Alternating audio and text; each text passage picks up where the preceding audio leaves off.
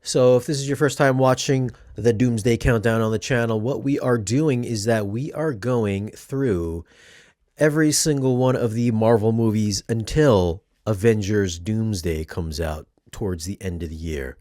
But I am going to do my normal 4K Blu ray review of the movies each week, and then Bill will interject and give his thoughts on the movie itself. So, we'll have a little banter between that. I did actually originally review this movie 7 years ago, back in the old home theater, back in Bridgeport, Connecticut, in this small home theater.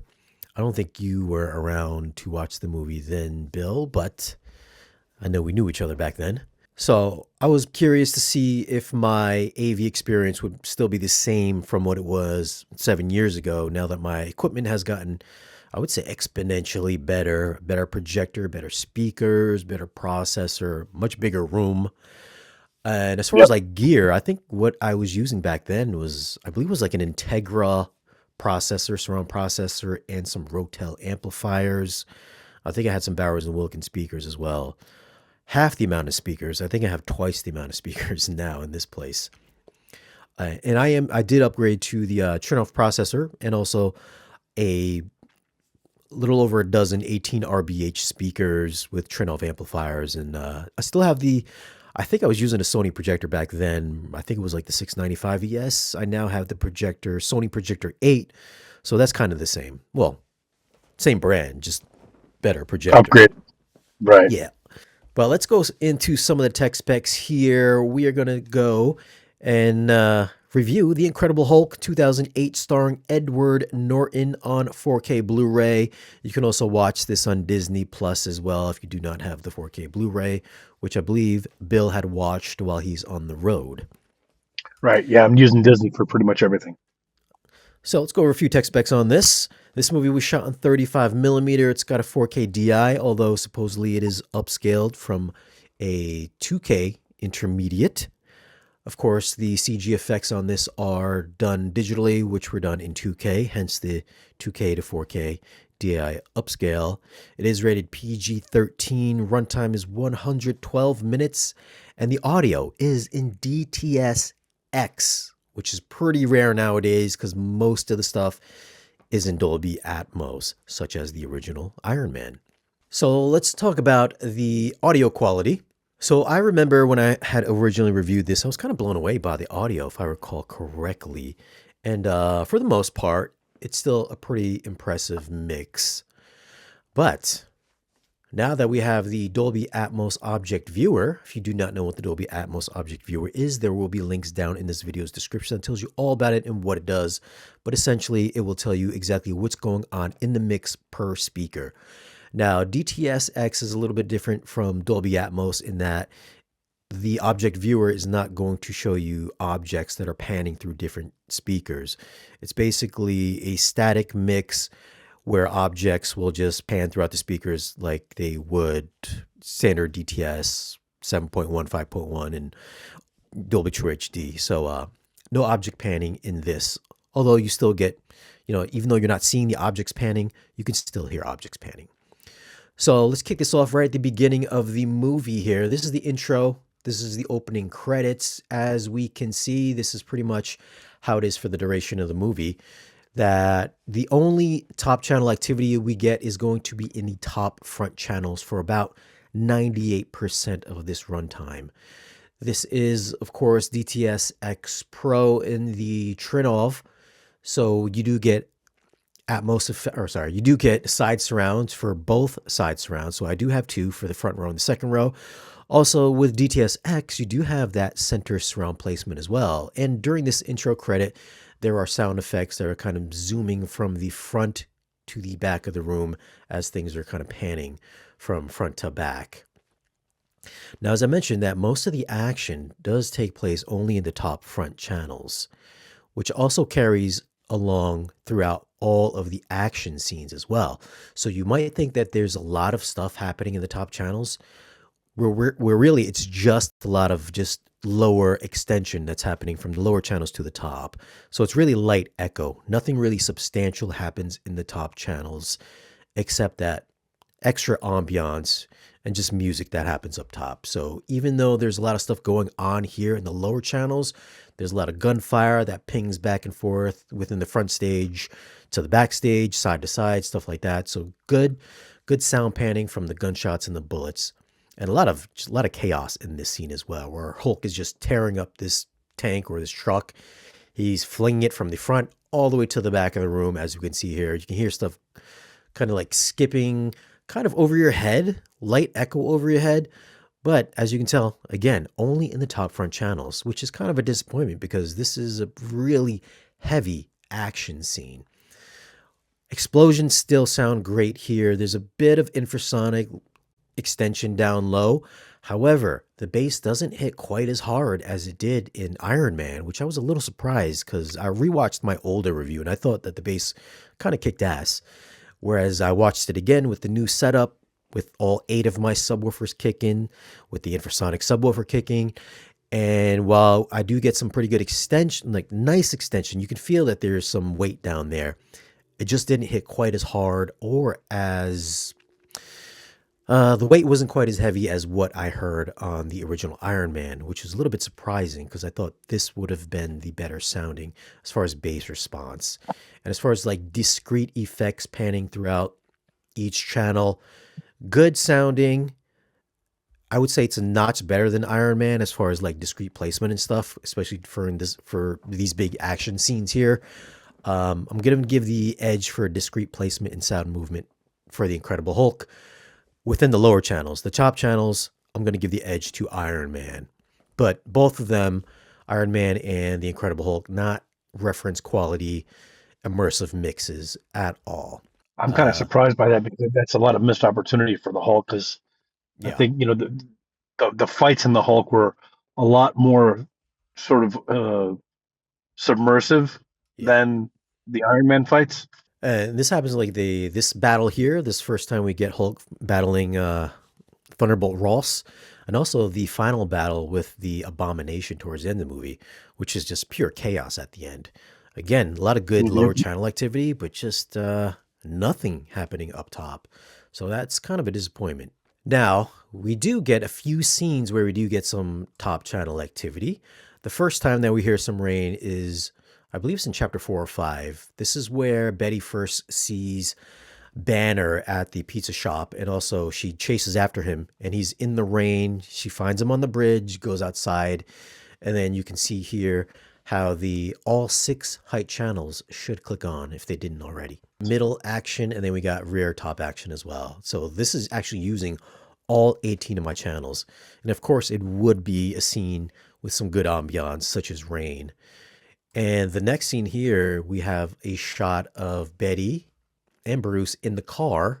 Again, it's raining outside, and this sounds like the rain is hitting in the top speaker. So it sounds like you're sitting inside the cabin of the car, and the rain is hitting the roof of the car as well. So this gives you a nice sense of, being inside a vehicle. And then the most aggressive usage of top channel activity is going to be that scene where Hulk takes Betty into the cave.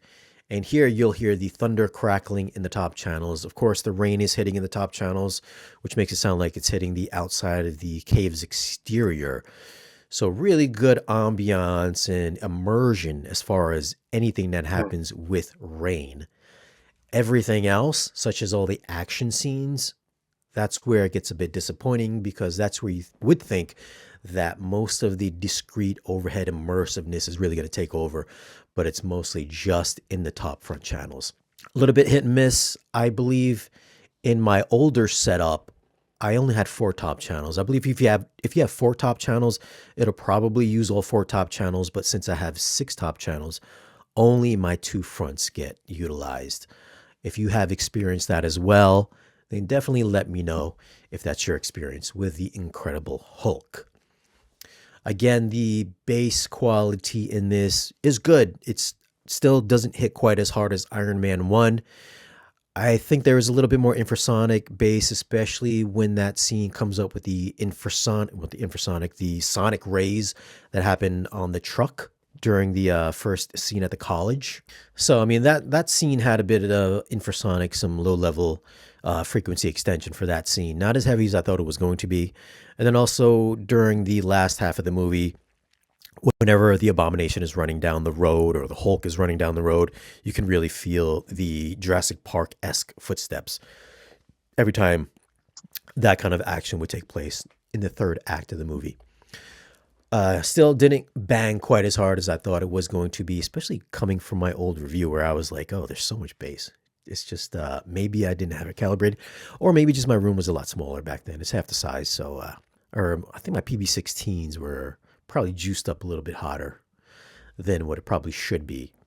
Now, I did juice up the bass here a little bit. I think I bumped it up like 4 or 5 dB just for this movie. Typically, I would just keep everything level matched, but for this movie, I felt like I had to juice it up just a little bit. And even still, just didn't hit quite as hard as Iron Man 1. And definitely not as good as something like Interstellar. Good, but not great. Dialogue was decent. I did think at the beginning, the first maybe third of the movie, I thought the dialogue was a little bit lower than I would have liked. But as the movie progressed, the dialogue became a lot easier to hear as the movie kind of progressed. So it didn't totally get drowned out for the entire duration. Now, as far as the video quality, so this was shot apparently on 35 millimeter. It's got a bit of softness to it. However, it's still got some pretty good detail. I wouldn't say it's a drastic difference between the old Blu-ray to the 4K, but you can see definitely some better texture, especially like the faces. Here we got Edward Norton. You can see his pores and the wrinkles, forehead wrinkles. Beard is decent, not razor sharp, but still pretty good. Nice shot of Liv Tyler. It's got a nice filmic quality to it. There is some very light grain throughout. It's not super heavy, but you can definitely tell there is some very nice light grain throughout the entire film. Good detail here on, what's his name, Blonsky? Yeah, so I'm not sure if he's Mr. Pink or Brown. But some good detail here on his face as well. CG effects wise, I think it holds up pretty good. I don't think it's quite as good as the current iteration of the Hulk, but I would still say it looks pretty good. Slightly more cartoonish than the Mark Ruffalo Hulk. If we're talking like design wise, would you think he's a little bit more ripped than the current Hulk? Like he's a little bit more svelte, I think, from Ruffalo's Hulk. Yeah, he's not. Yeah, he's not nearly as bulky as Mark Ruffalo's Hulk. Yeah, not quite as broad. So he's definitely more like a slimmer bodybuilder. But I think the CG held up pretty well here. This is the part where he's getting shot with the Stark infrasonic rays on top of the trucks or the tanks. Yeah, really good job with him. You can see the detail in his teeth. They're looking kind of raggedy looking, the scars and all that. Yeah, Veins in his that skin. skin shading really pops. Yeah, really nice texture. Now, we'll say as far as like the HDR is pretty hot in this movie. So there are some scenes in this, especially in the kind of the darker scenes. The black levels are really dark in this. It's like they really juiced up the HDR. Some of the highlight detail I feel is a bit clipped. So here we've got a scene in the drink bottling factory in Brazil. You can see here, I mean, there's no doubt that the HDR, those specular highlights, get really bright. I would have thought there would have been a little bit more detail in the top end, but this looks exactly how I remembered it. If you wanted to get a really nice, bright overall HDR image, this definitely will do it because it runs a bit hot on the top end, and also the black levels as well there. Yeah, I feel like it's a little bit harsh on the bottom end. Yeah, for sure. Yeah. Like here, I mean, there's you think there would be a little bit more depth here in the background, this cave shot, but it's just a really solid black. Liv Tyler almost blends in with the background here. And here's another shot of the exterior of the cave. I mean, it looks decent. This definitely looks CG for sure, but the black levels are good, if not just really, really, really black. But then you get the daytime shots such as this as well. Daytime scenes are really nice. It's got a slightly warm-ish tone to it for the daytime stuff. So specular highlights, that sun is really beaming really bright. Again, daytime scenes, the grass and all that has nice vibrancy to it, nice saturation. Here, the greens are nice. Blacks really contrast really hard, which makes just the overall look of the movie really stand out. Then, of course, the final battle, we get a lot of bright specular highlights here. The flames really pop off the screen. And when you get the blacks that are extremely black and the whites that are extremely white, you get that really stark contrast, which really elevates the just the three dimensionality and the color vibrancy for the overall image. I feel like Blonsky got the short end of the stick here because, Steve Rogers got the super soldier serum. He went from a bony bone rack to just a model esque bodybuilder, and Blonsky went from a skinny dude to a slightly lesser skinnier dude. However, he did get a six pack, so we'll give him that. They should have given him the full dose to really juice him up to be more like Captain America. Although Right. I think Then maybe he wouldn't have gone to. he wouldn't have gone to the abomination stage. Maybe they gave him too much. Right. He wouldn't have. Of He the wouldn't second need to dosage. take Bruce's blood. As far as the my scores, my original score for this for audio score, I gave it an 8.7 back in the day. And I would probably still say 8.7 for audio. It's really good DTSX mix. I would have liked, of course, some more top channel activity, but we just didn't get it. If you Neuralex upmix it, you will get the extension for the second row of surround channels in the center back, although it's not going to extend anything further than the top front channels. It's just what it is in the mix. So kind of a letdown in that department. And then, so audio quality 8.7. I'm going to stick with that. Video quality 8.5. 8.5, my original score. I'm going to keep it the same. Video quality 8.5. Overall, a solid Marvel presentation. Not the best, not the worst, but I would say above average and very satisfactory. And I quite enjoyed it. What do you think? How'd you think about the movie quality? I thought it was really good. Like you said, it's, filmed on 35 millimeter. It's got a little bit of graininess, which I actually like. I think the CGI was really good for the time, and I liked all the HDR. You had a lot of, as you said, in those scenes where the factory scenes, the cave scenes, but especially that night fight, the big finish, that had a really nice lighting in that, especially when they're fighting on the streets. Um, and even though the big fight in the park, it's daytime, but you still had a lot of nice pop when he's like blowing those tanks up and hitting the Humvees that those ultrasonic projectors are on top of.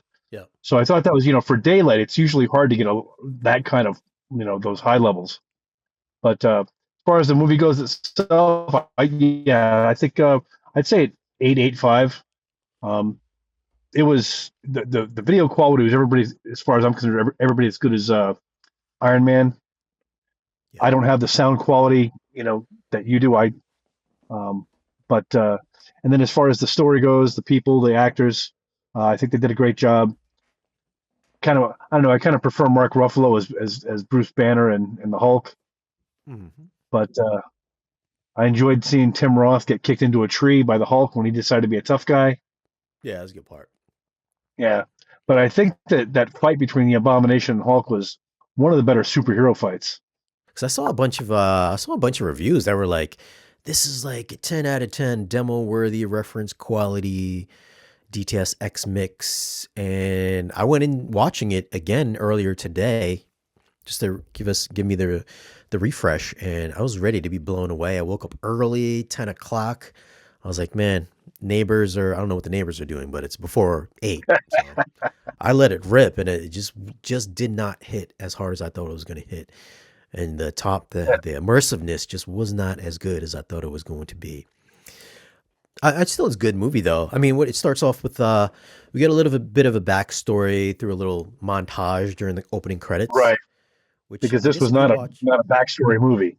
yeah, I mean, I guess if you watch the Eric Bana Hulk, just the regular straight Hulk movie from Ang Lee, that's basically kind of the origin story, even though it's not part of the MCU. But we No, that's a saw, straight up origin story Hulk. yeah, This kind of picks up, like you said, when you were going through the credits. yeah, That's kind of, if you actually watch the credits, you're getting like the montage of how he became the Hulk.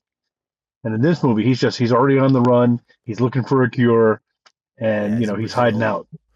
Yeah, so he's in Brazil. He's working for free at a cola factory. He's very heroic. He's protecting, I believe, a model. A Brazilian model works in this bottling facility. We get the cameo from Stan Lee when he cuts his finger and a droplet of blood falls into the cola.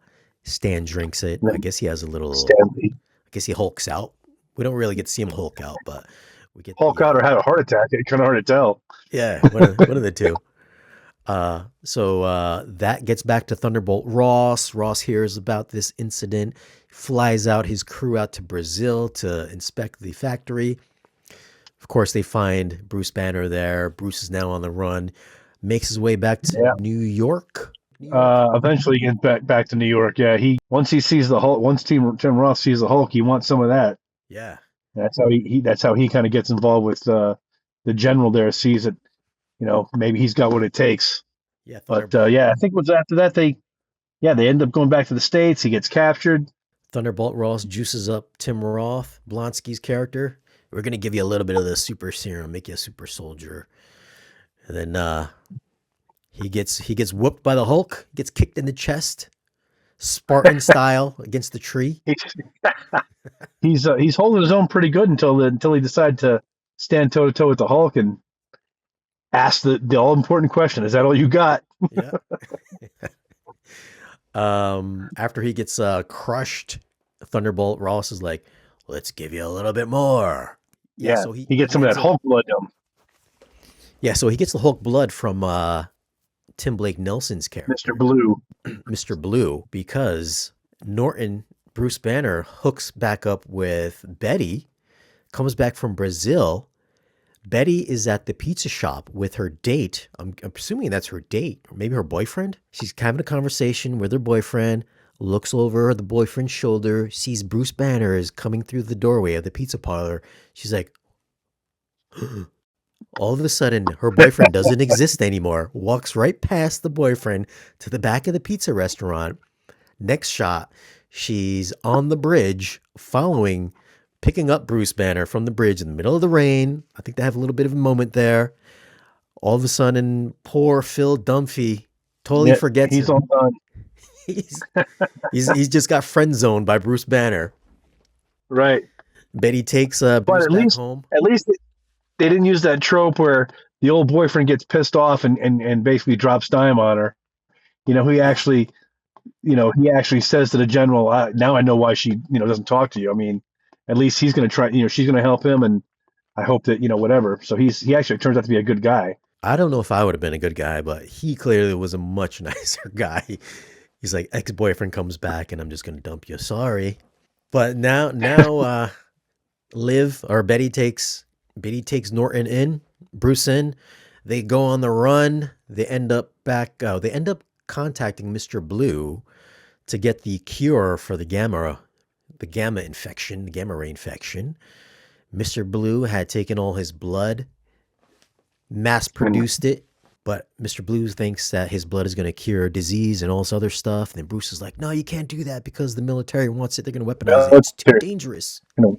Right. That's very naive and stupid of him to do that. Meanwhile, the military is outside where they're having this conversation about not using blood and shoots Bruce in the back with a tranquilizer.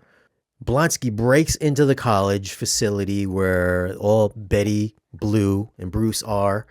He's like, I want what he has in his body. Well, he doesn't have a English accent. Yeah. I want what he wants. Whatever he has, I want it in me. And then Blue is like, I can see you got a little something in you. Right? And you're already. Yeah. I want more. So that's so. Yeah. You could tell that guy was just a hair's breadth away from being completely corrupted himself. Yeah, for sure. Tim Blake Nelson, he couldn't wait to try that stuff. So he picks up Tim Blake Nelson. I want it in my body. He goes, I just need some consent. And apparently informed consent. So Mr. Blue fills up Blonsky with the Banner blood. He turns into the Abomination. A little droplet of blood falls into the Blonsky's head, where he turns into the leader. Tim Blake Nelson's head. Which will... Yeah, he gets... We'll was that tournament too? That. Yeah, we'll revisit that towards the end of the MCU series. And then, of Okay. course, we have the final showdown with Hulk and the Abomination in the streets. They're just wrecking shop. The entire town is just gets leveled by the Abomination. He's kicking Hulk through buildings, throwing big bells or whatever. I don't know what he's swinging around. A chain with some kind of Yeah, cinder it looked like blocks. big. Yeah, the big steel ballast on him. The cool thing is when he did the little clap. I was thinking if Hulk did the clap to knock out the flames before it blew up the helicopter and cooked Betty and Ross, would that clap not have blew out their eardrums? Would that clap not have blown the helicopter off the roof? I mean, if he's got enough wind to put flames out, which is usually the thing they do with nitroglycerin and oil fire, I would have thought that he would have blown him either out of the helicopter or helicopter off the roof, or done something detrimental to them. And then, of course, he goes straight rage Hulk, tries to choke him out with the chains to break his neck. Of course, Betty holds him And then back. Betty says, "Yep, No, doesn't want to let him cross that stop. Rubicon." She should have said, "The sun's going down, big fella." Sun's going down, big guy. He lives again. Abomination lives again to become a monk or something like that, or a shaman in She-Hulk. I don't know if you saw that show or not, but that show is an abomination in itself. Hulk goes on the run. We get the final scene of the movie where Thunderbolt Ross is getting drunk, and then Tony Stark walks into the bar. He says, "I'm putting together a team." Roll credits. Start of the Avengers. Yep. So you preferred Ruffalo's Hulk to this one, huh? Yeah. I don't know. It's just something about Mark Ruffalo actually looks more like the Hulk. I don't know if the Hulk looks more like Mark Ruffalo, or if he kind of looks like the Hulk, but his features, I don't know. And I don't know if they just did a better job of incorporating his features into the Hulk, Yeah. but Yeah, this Hulk I don't know. definitely. I just kind of like him. I don't know if they tried to make this Hulk look like Edward Norton or not. I feel like no. Like this just looks like comic book Hulk. Right.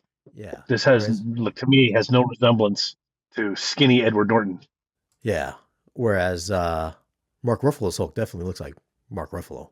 But next week will be Iron Man 2. That comes out in 2010, and then 2011 is Thor, then Captain America: The First Avenger, and then The Avengers came out May 2012. So we've got 1, 2, 3 movies before we get to the first Avengers movie. And then I guess that would wrap up phase 1 of the MCU. Those are our thoughts on the Incredible Hulk, the 2008 version. Next week, we will be reviewing Iron Man 2 on 4K Blu-ray. And I'm not sure if it's on Disney Plus and IMAX or not, but if it is, we'll check that out as well.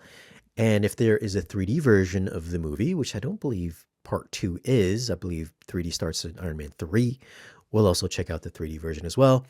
But leave your comment down below. Let us know your thoughts on the Incredible Hulk and where does it fall in the pantheon of MCU movies? Where would you rank it? Do you think it's better than Iron Man 1?